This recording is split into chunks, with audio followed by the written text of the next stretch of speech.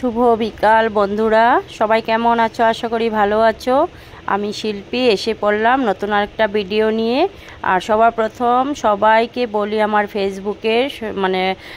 ফেসবুকের পরিবারকে আমার তরফ থেকে, আমার পরিবারের তরফ থেকে সবাইকে শুভ নববর্ষ, হ্যাপি বিহু।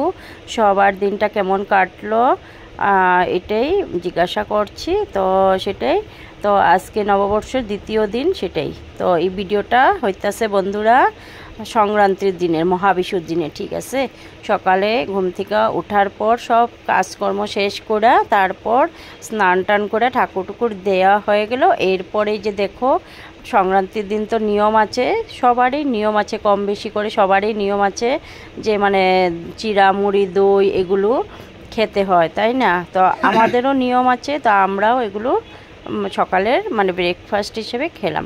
তারপরে যে দেখো আমি অনেক দিন আগে তোমরারে দেখাইছিলাম বন্ধুরা যে আমার একটা চাল কুমড় গাছ হয়েছিল না, তো এই চাল কুমড়টা অল্প রাখা দিছিলাম একটা চাল কুমড়, হ্যাঁ, যে সংক্রান্তির দিনে কাটুম করে কাটটা হইলো। এরপর সবার ঘরে ঘরে অল্প অল্প করে দিয়া পাঠাইলাম। হ্যাঁ, তো যে কোনো জিনিসই সবাই দিয়া মিলামিশা খাইলে খুব ভালো লাগে না, তাই না?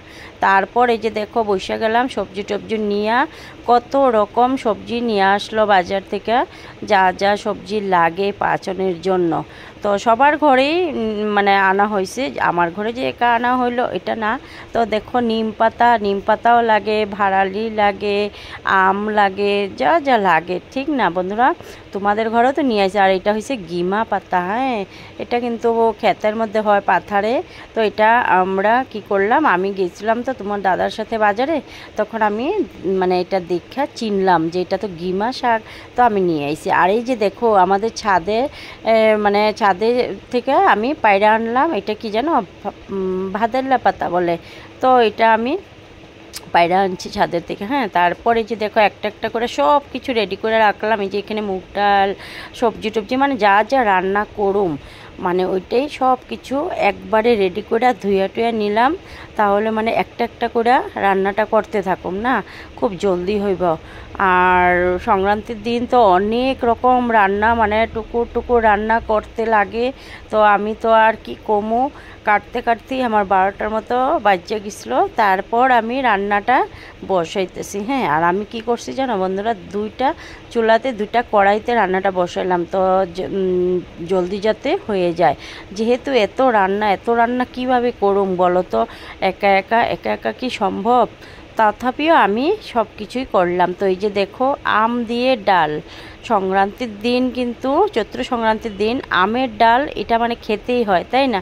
এই যে দেখতে পাচ্ছ আমি দুইটা কড়াইয়ে আমি অল্প অল্প করে রান্নাটা করছি। আর এই যে এখানে পাচনের সবজিটা এগুলি এই যে দেখো দুইটা গামলাতে নিয়ে নিলাম। অনেক সবজি কাটা হয়েছিল বুঝছো, সবাইরই তো দিতে লাগে না, বাড়িতে যারা যারা আছে সবাইরই দিতে লাগে ওইটার জন্য। তো এদিকে দেখো আমের চাটনিটাও হয়ে যেতেছে, এদিকে আমি মটর আর ফুলকপি দিয়ে পনির রান্না করতেছিলাম। হ্যাঁ, তারপর পাচনের সবজিগুলি অল্প বয়েল বসিয়ে দিলাম। কিছু আমি প্রেশার কুকারে সিটি মেরে নিলাম, আর কিছু চসম্যানে আমি ইলেকট্রিকে বয়েল করে নিলাম। এরপর এই যে দেখো সম্বাস দিয়া বসাইয়া দিছি কতগুলি, ভালো করে নড়াইতেও পারতাছি না, কি কমো ছেনিতে উঠতেছেও না, এত সবজি রান্না করতেছি। বললামই সবাইরে দিমু, সবাইরে দিয়াটে খাইতে একটা যা মজা, ওইটা একা একা খাওয়াতে মজা পাওয়া যায় না, মিলামিশা খাইলে খুব ভালো লাগে।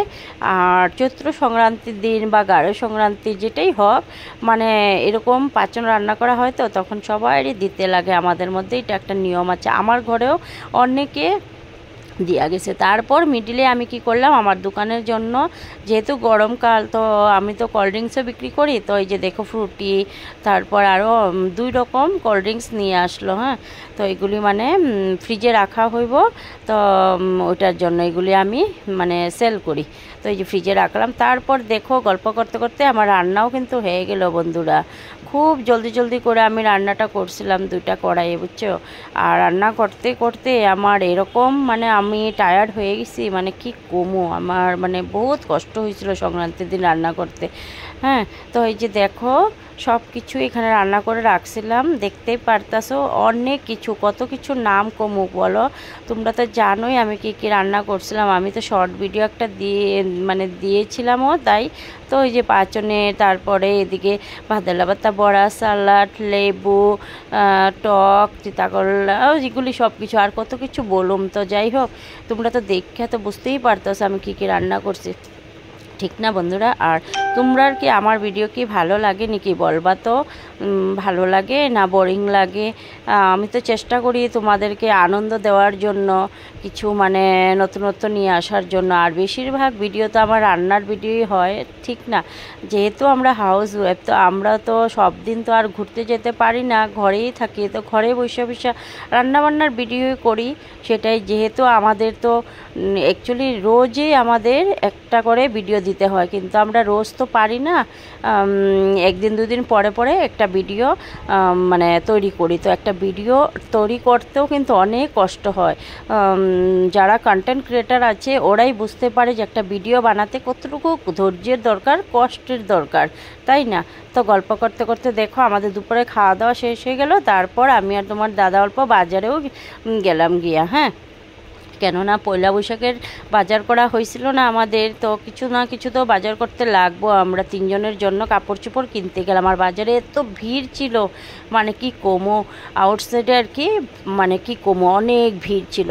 তো কাপড় চোপড় নেওয়া হলে এরপর দশকর্মার বাজারটাও নেওয়া হয়ে গেল, 2 হাত ভর্তি তোমার দাদার হাত।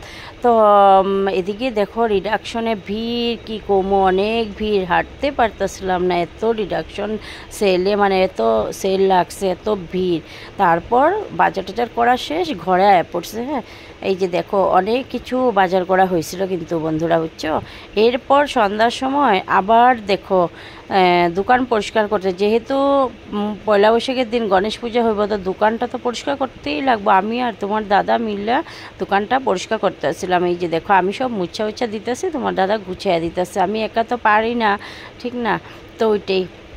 তো সংক্রান্তির দিন অনেক কাজ করলাম, কিন্তু তোমরা তো ভিডিওটা দেখে বুঝতেই পারতাছো যে আমি সকাল থেকে কত কিছু কাজ করছি। আর মুখ টুক শুকাইয়া দেখছো কীরকম অবস্থা, মানে এত কষ্ট হয়েছিল কি কমো, অনেক কষ্ট হয়েছিল। তারপর কসমেটিক্সগুলি গুছানো হয়ে গেল, এরপর এই যে কাপড়, সব কাপড় নামাইছি। হ্যাঁ, এগুলি মুছা টুচা, একটা পূজা হবে বৎসরে একবার, গণেশ পূজা হয়, তো এখন যদি দোকানটা পরিষ্কার না করি তাহলে কি ভালো লাগে নাকি বলো তো? তো সব কাপড় চোপড় নামাইলাম। হ্যাঁ, নামায় টামায় এগুলি কীভাবে কী করুম, নামানোর পর তো মাথা খারাপ হয়ে যেতেছে কীভাবে গুছামো। তো যাই হোক, একটা একটা করে গুছিয়ে নিলাম। এখন মাথা নষ্ট হলে তো হইব না, গুছাইতে তো লাগবই, যেহেতু পরের দিনেই পূজা, তো এখন তো পরিষ্কার করতে লাগবে। এই যে দেখো নাইটি উটি, অনেক রকম নাইটি আছে, তোমাকে লাগলে নিয়ে যাই আসছো কিন্তু বন্ধুরা, ঠিক আছে?